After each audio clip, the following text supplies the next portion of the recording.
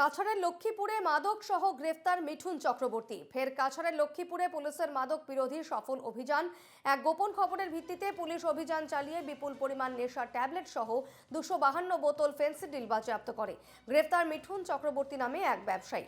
বাজেয়াপ্ত মাদকের বাজার দর 50 লক্ষ টাকা হবে বলে জানিয়েছে পুলিশ। আমাদের সঙ্গে রয়েছেন টেলিফোনে প্রতিনিধি আহাদুল আহমেদ। আহাদুল, কি জানা যাচ্ছে এই বিষয়ে, বিস্তারিত কি তথ্য রয়েছে? হ্যাঁ দীপন্না, মাদক বিরোধী অভিযানে আবারও এক বড়সড় সাফল্য লাভ করলো কাছাড় পুলিশের দল। গতকাল রাত্রে কাছাড় পুলিশের একটি দল গোপন সূত্রের ভিত্তিতে লক্ষ্মীপুর শিবপুর অঞ্চলে একটি অভিযান চালায়। নেতৃত্বে ছিলেন কাছাড়ের লক্ষ্মীপুরের এসডিপিও পার্থপ্রতিম দুয়ারা।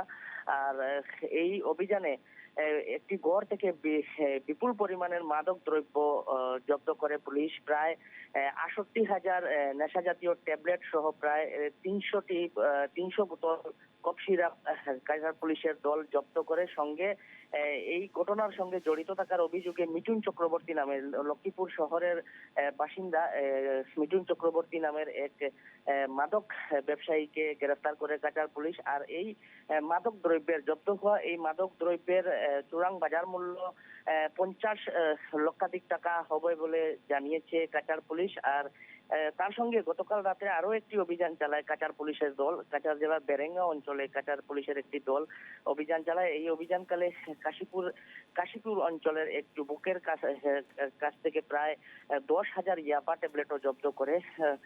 একথায় বলতে গেলে গতকাল রাত্রে মাদক বিরোধী অভিযানে বেশ বড়সড় সাফল্য পেয়েছে কাছাড় পুলিশ।